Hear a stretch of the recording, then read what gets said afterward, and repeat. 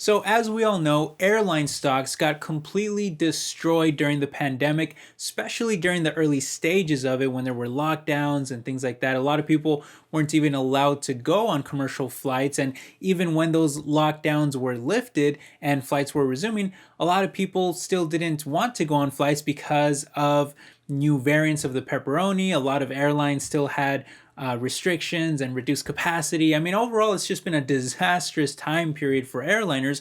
And as a result, a lot of them lost hundreds of billions of dollars, and they were even forced to cut their dividends, which, by the way, a lot of people forget that airline stocks used to be some of the most attractive dividend payers out there in the market, but all of them essentially had to cut their dividends in fear of going bankrupt. And the only reason why they didn't go bankrupt is because the government used taxpayer money to essentially bail all of them out. Well, fast forward to today, and we're actually seeing the travel industry come roaring back, and there's a lot of demand for travel once again. We're seeing flight numbers that we haven't seen since pre-pandemic levels, and all of that is causing a lot of excitement in Wall Street. We're seeing airline stocks shooting up this year, and I'm getting a lot of comments from people asking me for my thoughts and opinions on airline stocks. So that's what we're going to do in today's video. We're just going to take a look at it. I want to see how the travel market is doing, specifically with airlines and flights.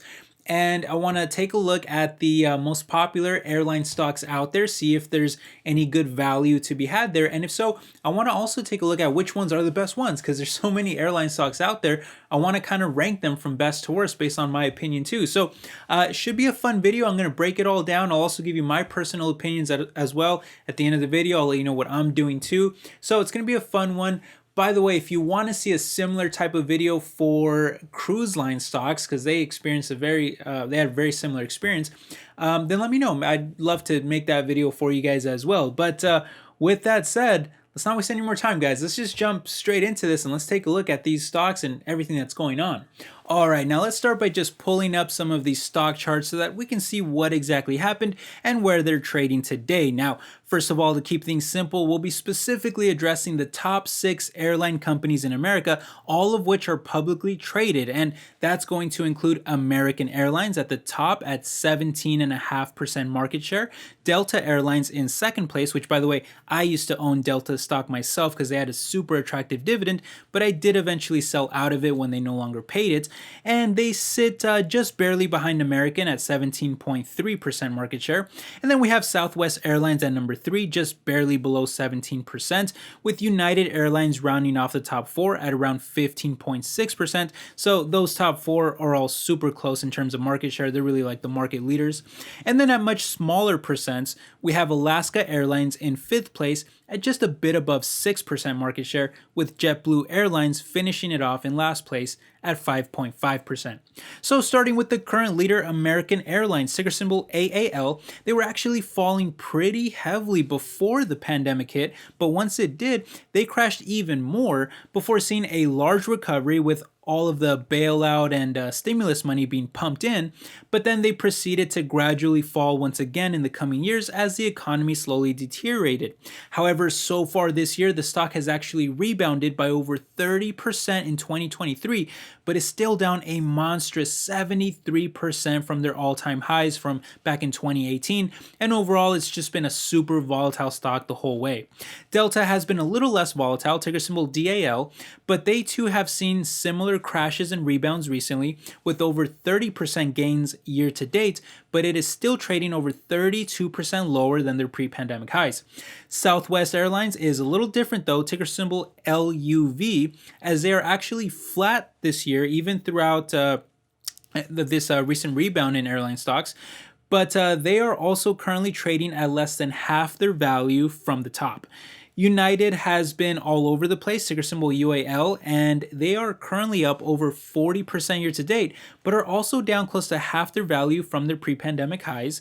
A similar situation with Alaska Airlines, ticker symbol ALK, although they are only up 17% year to date, but are also trading less than half their value from the top, while JetBlue Airlines, ticker symbol JBLU, is up 23% year to date, but is still down a monstrous 70% from the top. So overall, we're seeing a big recovery in stock prices this year, but they are all still trading much lower than their pre-pandemic highs. And I made this chart here just to better illustrate that. And we can see that Delta has actually held up the best of all of these, currently down 32%, which makes sense to me. I used to own them because I felt that they were a bit more stable than the rest, which allowed them to pay some great dividends. But then we have American and JetBlue with the biggest overall crashes at 70% or more. Those are huge declines, while the rest are all kind of in the middle, losing about half their value.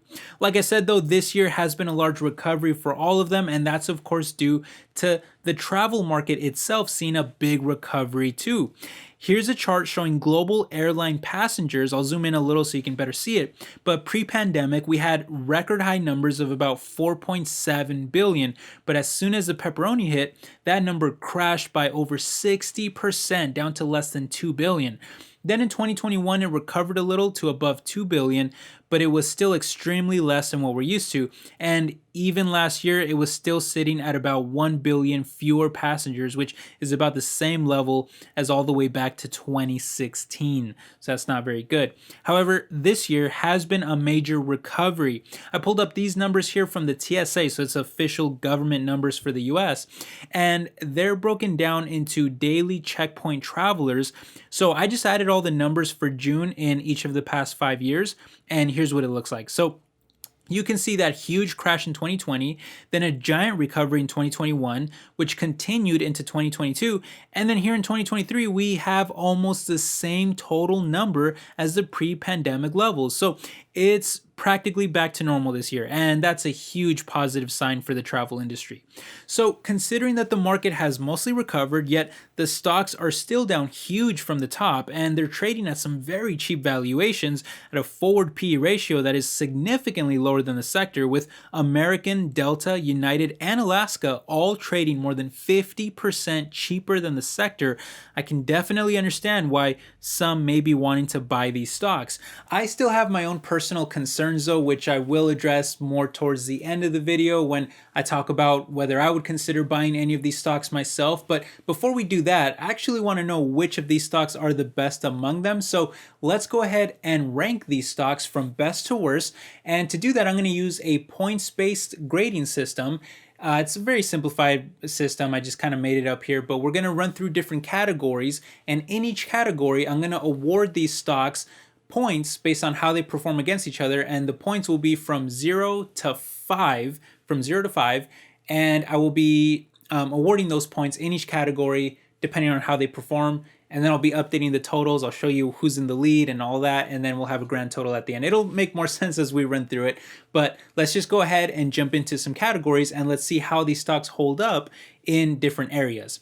Okay, so first category up here, we'll just start off with something very simple and go with market share, since this is important for showing a company's strength and maybe their brand appeal. And we already looked at these numbers earlier, so I'll just apply the points accordingly, which gives American 5 points for being the market leader, then Delta gets 4, Southwest gets 3, United gets 2, Alaska gets 1, and then JetBlue gets 0 since they were in last place. So that's how the point structure is going to work for each category as we move forward.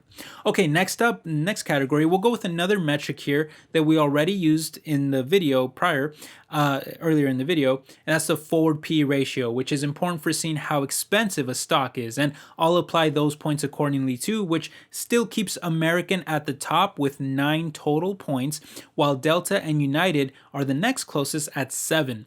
But now let's throw in some new metrics. So starting with revenue growth, since we know that the market is recovering, but we want to see just how much these companies are benefiting from that recovery.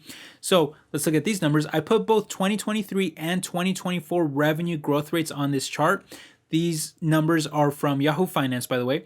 And I would say that United is the overall best here with almost the highest 2023 growth and still pretty good 2024 growth as well. So I'll give them 5 points for the top spot. But then I'd say Southwest is probably the next best with really solid growth for both years at around a double-digit rate. So they'll get 4 points. Then I'd put Delta at number 3 since they have the highest 2023 growth but are still like a little disappointing in 2024, so they'll be up next. They'll get 3 points, and then probably JetBlue I would say gets 2 points, followed by Alaska with 1 point, and then American gets 0 points. They have the worst growth rates. And if we update our rankings here, that's actually enough to lift United up to the #1 spot, thanks to getting the most points, while American didn't get any in the previous round. So that really helped United. And then Delta also gets bumped up to #2 as well. What about profits though? Well, I think free cash flow is one of the most useful measures of profitability, and here it's American that actually takes the top spot with the most free cash flow generated last quarter, while United is still very strong at #2 and Delta just barely behind them, but the rest are a bit disappointing with barely any profitability, and Southwest actually lost money last quarter and therefore they get 0 points for this round. So adding all the new points, United was still able to keep their #1 spot, while American moved up to second place, with Delta trailing just barely behind them at #3. While we're on the subject of profits though, we might as well toss in EPS growth expected for next year, and here we see strong numbers across all stocks as they are all in the double digits, but American is the one in last place, so they get 0 points, while United and Alaska are tied for the next spot, so I'll be nice, I'll give them 2 points each. And then I'll give Delta 3 points for the very solid 20% plus growth, while Southwest gets 4 points for the monstrous 41% growth. That's very impressive. And then we have a bit of a weird one here with JetBlue, who does technically have the top spot at a gigantic 65% growth expected. So I'll award them the 5 points for that #1 spot. However, I'm actually going to deduct 2 points from this because reason number one, they are actually the only company on the list that is still generating a GAAP net income loss on the bottom line. And on top of that, reason number two, they're actually expected to average over a 250% decline on EPS over the next 5 years. So these numbers don't really make sense to me for JetBlue. Something must be off, so I'm deducting 2 points from that 5. But that'll leave United at still the top spot with 18 total points, while Delta actually moves up to the second spot at 16. Okay, for the next round, I think this one is actually one of the most important factors for these stocks, and that's going to be the balance sheet, because we've seen these companies get absolutely hammered financially, and with the economy as weak as it is right now, I believe their balance sheets will be very important in the coming years. They're going to continue to be stressed and tested. So we'll take 2 very easy to understand metrics for these. These are 2 of my favorite kind of balance sheet metrics. I use these all the time. And that is the current ratio and the debt to equity ratio. Now, the current ratio is just the current assets divided by the current liabilities, which is a great way of telling how liquid a company is right now in the short term, where it really matters the most right now. And the higher this number is, the better. So taking the #1 spot here is easily Southwest, as they're the only company above 1. By the way, a current ratio below 1 is considered very bad because that means that you have more liabilities than assets. And all other stocks on this list have this issue. They're all below 1, which is a very bad sign. But the next best is United, with Delta at the very bottom. So, updated rankings, United is still at the top spot with 22 points, but Southwest climbed its way back up thanks to that strong round and are now right up there with Delta and American too.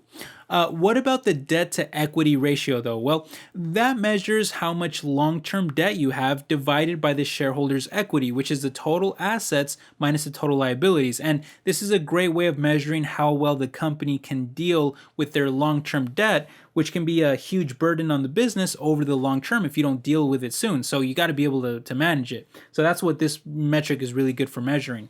And for this one, you actually want the lowest possible number with a ratio of around 1 or less considered to be really good, while everything above that is bad. And a negative ratio is actually horrible because that means that you have more debt than you have equity.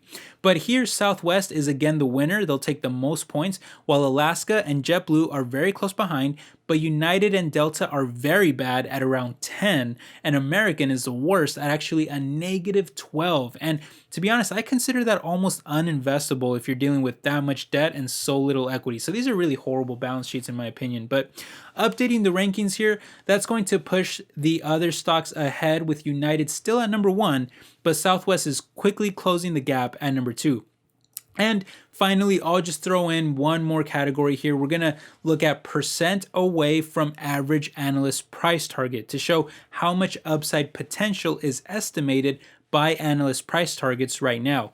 And Alaska actually comes in as the clear winner at 25% potential gains. I believe this is a 12-month time horizon, by the way, for these price targets. And then Southwest, Delta, and United are all pretty good too, at close to 20% gains, while American and JetBlue are really disappointing at just 3% gains each. So Wall Street is pretty bearish on those two. But readjusting the rankings, that'll leave us now with our overall winner in United Airlines at 25 total points, while Southwest is surprisingly very close at number 2, just 1 point shy of United, and then Delta comes in at number 3, American at number 4, and JetBlue is at the bottom at number 5.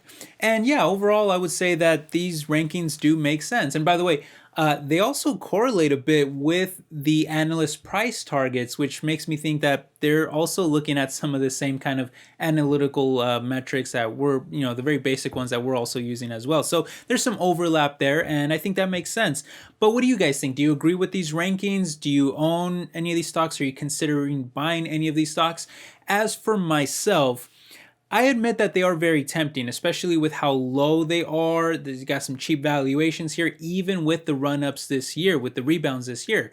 However, there's 3 just kind of very basic reasons or concerns why I'm still not willing to buy airline stocks at the moment. Just kind of off the top of my head, 3 that really come to mind. Number 1 is that they really just kind of left a bad taste in my mouth throughout the pandemic. It was just disheartening to see how easily these stocks can and their businesses can be destroyed during a pandemic, during some kind of health crisis event. And on top of that, I used to love these stocks for their dividends. That was the primary reason why I was attracted to them. Now, none of these stocks pay a dividend except for Southwest, which only yields around 1%, which is not very attractive at all. And considering their economic conditions, their financial conditions, and their horrible balance sheets, I don't even think Southwest should even be paying a dividend to begin with right now. So just not as attractive anymore as they used to be in terms of the stocks. Reason number 2 is that while travel is picking back up again, I see some areas here that are of concern. Because of the pandemic, we've seen a large rise in remote business, remote work, remote connections. And so I think there's going to be particularly less business travel. And I know that these airline companies have invested heavily in business travel, and I just don't think that there's going to be the same level of growth that was previously expected, and that is a bit of a concern too. And then reason number 3, this is the biggest concern of all, is that the economy is in really bad shape right now. Possible recession, global weakness out there. I would have to imagine that people may not be traveling as much if they're on a tighter budget. And these companies happen to have horrible balance sheets right now, and I don't think they're set up well to go through a lot of economic pain. So that's another concern. I just think they're too risky overall, financially, economically. They're just a little too risky. And I really think that you can find other stocks out there in the market that are also down huge, that have huge upside potential, and are not carrying such horrible balance sheets, so much debt, and such little equity and things like that. So I just think there's better options out there. And for that reason, I don't think I'll be buying any airline stocks at the moment. I'm not saying that they're bad stocks. I think they do have potential, but I just think there's better options out there. But what do you all think? I'd love to hear your thoughts down below. Let me know. And I hope that you enjoyed the video, and I will catch you in the next one, my friends. Thank you so much for stopping by. Take care, everybody. Bye-bye.